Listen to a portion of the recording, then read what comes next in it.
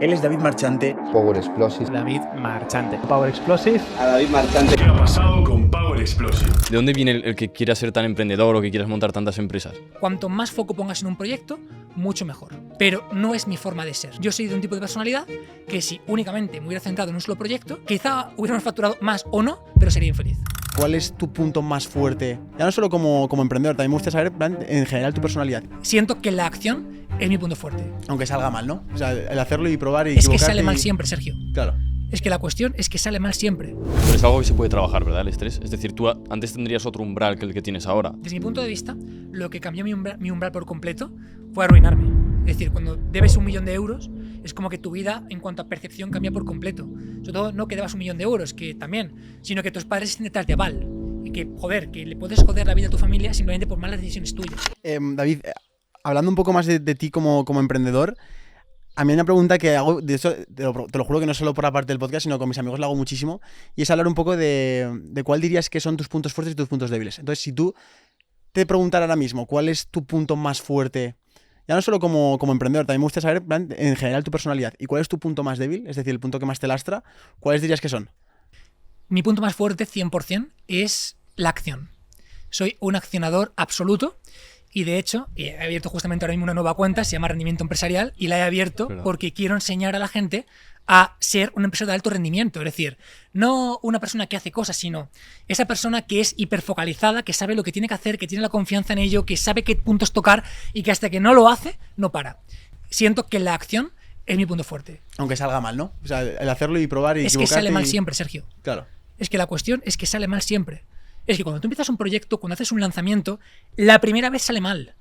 Pero es que es esa vez que sale mal la valiosa, porque es la que te permite ver qué es lo que no ha salido bien y qué es lo que sí puedes replicar. ¿Qué anuncios no han salido bien? Pero a cambio, ¿cuáles son los 2 anuncios que tienen el coste por lead más bajo? ¿Qué audiencias no van a comprar tu producto? Pero ¿qué audiencia es la que es extremadamente rentable? Entonces, esto no es una cuestión de bien o mal. Esto es una cuestión de que haces, te lanzas, coges datos y los replicas más grande. Y así constantemente. El problema está en que la gente se para, la gente se bloquea, la gente no hace. Y lo entiendo porque para hacer hace falta primero muchísima autoestima y muchísima confianza. Es decir, tú no puedes lanzarte y hacer cosas si no tienes el autoconcepto, la autoconfianza y la autoestima suficiente como para saber que ese es el camino. Entonces, esto es algo que hay que trabajar, evidentemente. Y esto se hace, entre otras cosas, por conocimiento. Es decir, tú tienes que aprender, tienes que formarte. Alguien que ya lo ha recorrido tiene que decirte cómo hacerlo. Y te aseguro que cuando coges el bagaje suficiente de probarla suficientes veces, llega un momento en el que cuando tienes algo que hacer, ¡pum!, no dudas, lo haces. Esa es la base principal. Esto es mi punto fuerte. Mi punto débil es que tengo 2 puntos débiles. Lo voy a contar los 2. Uno es que soy muy desorganizado. Es decir, al igual que te he dicho que soy muy accionador, tanta acción puede volverse caótica, o tanta eficiencia puede volverse caótica si no hay una estructura pautada por detrás. Que de hecho, yo siempre lo digo, pero mi equipo es mucho más organizado que yo, hasta el punto en el que ellos me organizan a mí. En plan, David, esto. Y yo, vale, genial. Y en segundo lugar, es que soy a veces, bueno, siempre, demasiado apasionado. ¿Qué significa? Que me dejo llevar mucho por la emoción, me dejo llevar mucho por la pasión, y esto hace que muchas veces entren en proyectos simplemente porque me apetece muchísimo hacerlos. Que eso está muy bien porque me mantiene muy feliz. Está muy mal si no te organizas muy bien para hacerlo y que tenga sentido dentro de todo lo que tienes que hacer. Ambas dos las he solventado con un equipo extraordinario. Un equipo extraordinario con el que consulto y que tengo la oportunidad de consultar para que vean que todo esto encaja, y que además son bastante cañeros conmigo en el sentido de, David, primero esto y después lo otro. Digo, vale. ¿No crees que una parte es algo de FOMO? ¿Crees que te pierdes algo? ¿Que te pierdes una oportunidad? No, porque lo que estamos haciendo ahora mismo tenemos un potencial de crecimiento que es abismal. Yo ya no me muevo tanto por este proyecto con el que puedo facturar un montón y esto otro, sino porque realmente me apetezca. Lo que me mueve ahora mismo es aprender, es crecer. Es lo que más me mueve ahora mismo. ¿Cómo es tu rutina diaria ahora mismo, en el punto en el que estás? Me parece muy curioso, ya que hablábamos antes en una conversación, no me acuerdo si era en el coche o donde estábamos hablándolo, pero digamos que cambia mucho tu vida cuando estás empezando en el emprendimiento que cuando estás avanzado. Y al principio, consejos como al principio a mí me servían mucho, como está bien que te despiertes y madrugues, que luego tengas estos hábitos, tal, te viene muy bien porque no tienes ese inicio, pero luego cuando avanzas te das cuenta de que eso no es lo importante, sino lo importante es hacer lo importante, ¿no? Cuando lo tienes que hacer. Entonces, yo sé que tu rutina está muy optimizada a eso, a hacer lo importante y en lo que tú eres útil realmente. Si puedes darle un poco de luz a la gente de cómo es un día en tu vida, por ejemplo. Vale, pues por ejemplo, nunca me levanto a las 5 de la mañana. Y te prometo que no lo haré, además. No, creo que se ha romantizado muchísimo el tema de madrugar y Total. demás, y creo que es una cuestión totalmente personal. Total.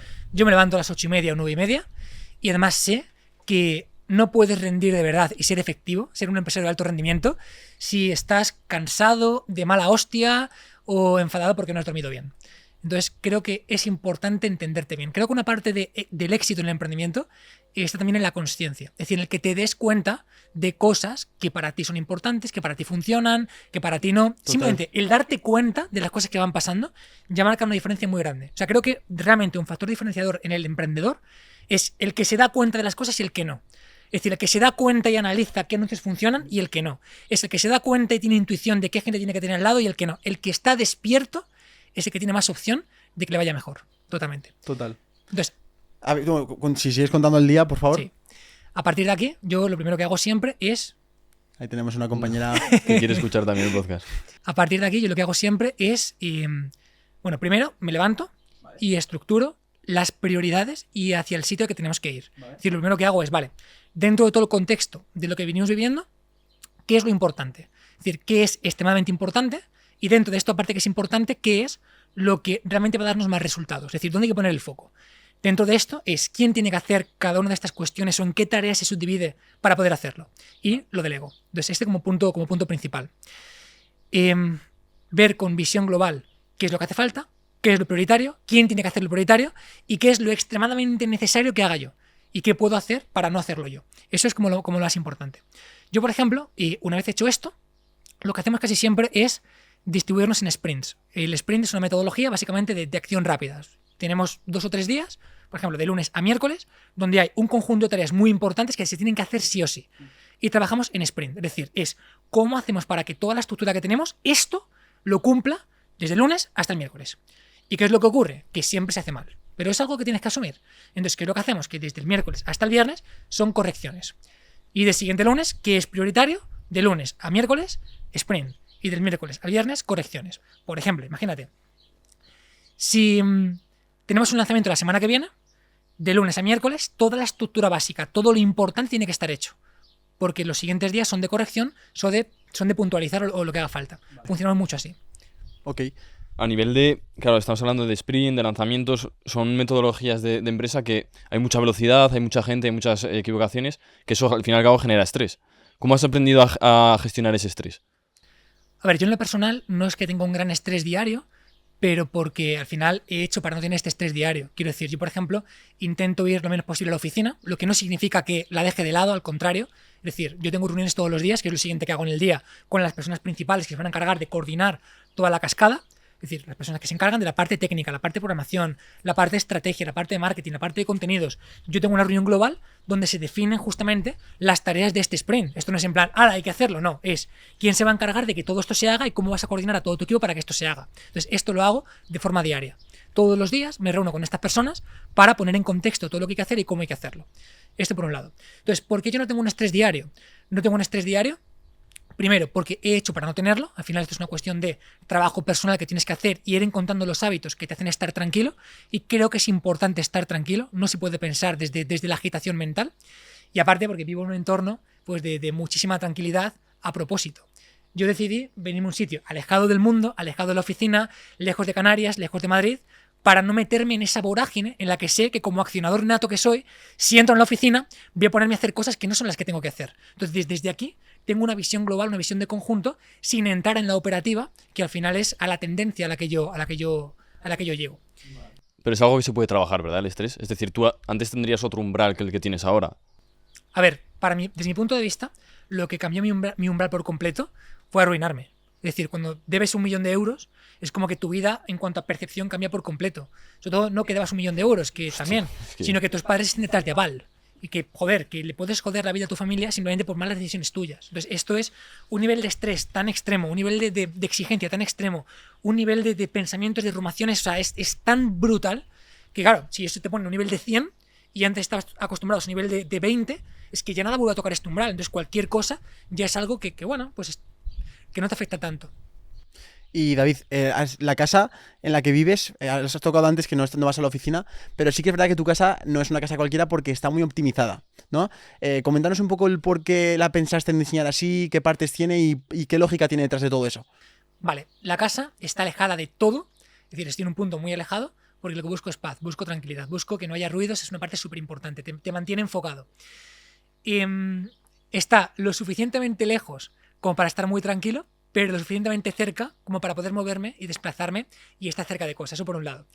Por otro lado, el espacio es muy grande y entonces he podido construir pues un poco a mis anchas lo que me hace falta. Un plató de televisión con pantalla LED, con croma, para grabar todo bien, y que además es autosuficiente, monté placas solares, autoabastecemos casi el 100% de lo que es el consumo de la casa. Entonces es un centro que me da mucha tranquilidad, pero que además es muy efectivo pues de cara a todo lo que hago en mi día a día, grabaciones, reuniones, etc. Y con el tema del ayuno, lo comentamos la última vez que vine con el vídeo, que hacías un ayuno de 24 horas. ¿Lo sigues haciendo? ¿Por qué lo haces? Pon un poco en contexto a la gente, me parece súper interesante. Yo también soy fan del ayuno, no hago de 24 horas, pero sí que me parece bastante chulo. Pues mira, hasta hace poco lo hacía porque me siento muy bien ayunando. Llevo haciéndolo, no sé, 4 o 5 años.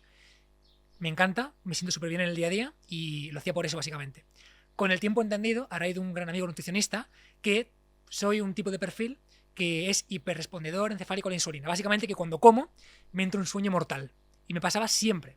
Entonces, ¿qué es lo que ocurre? Esto no le pasa así con tanta brusquedad a todo el mundo, pero yo cuando como cualquier cosa es como que me aletargo, es como que me quedo así como un poco atontado. Y claro, dejé de comer porque era como... Tío, a mí la vida me gusta demasiado como para vivirla en la primera marcha, ¿no? Es como, joder. Y entonces, bueno, pues dejé de hacerlo por eso. Entonces, literalmente solo cenabas. Sí, y lo sigo haciendo. Vale. Hostia, ¿y la sensación de hambre cómo te la quitas? Te acostumbras. El hambre tiene mucho más componentes que el hambre física, fisiológica como tal. El hambre tiene un componente aprendido, tiene un componente de entorno social, tiene un componente emocional, tiene un componente gástrico, de vaciado gástrico. Es decir, el hambre depende de muchas cuestiones, no solamente es tengo hambre, tengo que comer, sino que tengo hambre y hay muchas cosas vinculadas con el hambre que te pueden despertar ese hambre. El hambre te puede despertártelo una situación dada, el hambre puede despertártelo el que aparezca, por ejemplo, algo que despierta tu dopamina y un bollo, por ejemplo, y te apetezca comértelo, quiero decir, pero eso no es hambre real, Total, o sea, quiero decir, hay muchos tipos de hambre. Y David, o sea, a mí hay una pregunta que quería hacerte y era acerca de cuando tú, por ejemplo, me comentas que tu punto más débil es la parte de estar desorganizado, que cuando empiezas el día tienes que organizarte todo en el mapa mental, pero luego, ¿cómo consigues que esa gente que está separada de ti en Canarias o en Madrid se pongan a hacer cosas sin que tú tengas que estar encima? Es decir, ¿cómo consigues hacer que cada uno cumpla metas, que esté motivado por dentro como equipo, que sucedan cosas y que no vaya todo a segunda marcha como tú dices? Porque obviamente no todo el mundo está tan apasionado por tu proyecto como tú, ¿no? Totalmente. Lo más importante, te diría, o por lo menos como yo lo he hecho, es, primero, tener un núcleo central muy, muy bueno, de muchísima confianza, no bueno en la parte técnica, sino de muchísima confianza en la parte, voy a decir superior, pero para que se entienda, realmente no es una jerarquía, sino que es más bien horizontal, pero bueno, para que la gente lo entienda. Digamos que en la parte de arriba de la pirámide, por así decirlo, estaría mi padre, estaría mi madre y estaría mi primo, que son como las personas de máxima confianza. Cada uno lleva, digamos, una parte de la empresa súper importante. Mi madre es psicóloga, lleva parte más de recursos humanos. Mi padre se ha dedicado siempre a la inversión, es quien lleva parte de inversión, toda la parte fiscal, la parte de estructura empresarial. Es él quien me ha ayudado con toda esta parte, es quien lleva eso. Y mi primo, que digamos sería como yo en la oficina, por así decirlo. Vale. Es quien lleva un poco la dirección, por así decirlo. Él sí que está ahí presente. Sí. Vale, ok. Digamos que esta parte tiene una función, y es que todo lo que viene después esté en orden. Pero no son ni los mejores en marketing, no tienen ni idea, ni los mejores en ventas, no tienen ni idea. No, tienen sus funciones y una segunda función que es que todo lo demás esté bien, supervisar que el resto de cosas estén bien. Después hay otro conjunto de personas que son brillantes en cada uno de los departamentos. Una persona brillante, pero extremadamente brillante, en la parte, por ejemplo, técnica y de programación. Una persona brillante en la parte de automatización y de gestionar procesos automatizados, una persona brillante en lanzamientos y marketing digital, una persona brillante en tráfico digital, en YouTube, en Facebook, en TikTok, una persona brillante en contenidos. Entonces hay un conjunto de personas brillantes que digamos que son las que se encargan de que cada una de las cosas que yo planteo en el sprint se ejecuten. Vale. Y debajo hay muchas personas muy brillantes también, pero que son, digamos, con una faceta más ejecutora.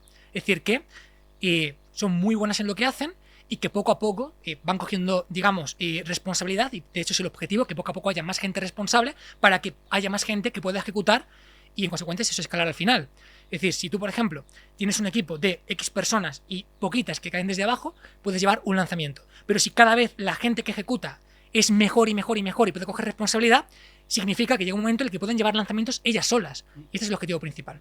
Entonces, esto lo que hago es, básicamente, en la oficina hay personas de máxima confianza para que cualquier problemita que pueda haber con algún empleado, con esto, con lo otro, alguna discusión, cuando alguien está desmotivado, que se encarguen de observar que eso está perfecto. Es decir, nunca está perfecto del todo, pero por lo menos que la voluntad esté de escuchar a las personas y de que haya un buen ambiente en ese sentido. En la parte más técnica, que son al final cabezas de equipo que son brillantes en lo suyo y que tienen una visión global, es decir, visión global de lo que es un lanzamiento. Después, dentro de un lanzamiento, hay una parte de copy, una parte de estrategia, una parte de tráfico, Pero hay una persona que es el que sabe cómo coordinar todas las piezas para que eso se haga. ¿Qué es lo que buscamos? Pues que eso esté en la parte de contenido, la parte de tráfico, la parte de copy, la parte en cada una de estas ramas. Y la parte siguiente es ejecución, que poquito a poquito, según aprenden, cogen responsabilidad. ¿Qué es lo siguiente que yo hago para asegurarme, digamos, la supervivencia de la estructura? Hay un consejo, y que además este consejo me lo dio Pablo Motos, y me siento extremadamente agradecido cuando me lo dio, hace ya muchos años, y es que él me dijo, yo hace unos cuantos años le dije, me preocupa mucho una situación que tengo, porque tengo un fisioterapeuta que está generando un poquito de mal rollo, y solamente tengo un fisioterapeuta y no sé qué hacer. Y me dijo, David, hay una norma que siempre tienes que cumplir, y es que si alguien es indispensable, tiene que tener un avatar. Y yo dije, ¿qué es un avatar? Y me dice, una persona que está todo el día con él hasta que es tan buena como él. Y cuando hay dos personas que son igual de buenas y tú sientes que no eres tan imprescindible, los humos se te bajan. No fue exactamente así, he metido un poco de mi interpretación, pero bueno, para que te hagas una idea. Entonces, una de las cosas que hacemos es intentar que cada persona que es imprescindible, cada persona que es muy buena, tengamos una persona que siempre aprende con ella. ¿Para qué? Para que en cualquier caso, ante una emergencia, oye, me pongo malo y tal, sabemos que no hay una parte de la empresa que se va a caer, que no hay un lanzamiento que dejamos sin hacer, que no hay algo que pueda colapsarlo todo.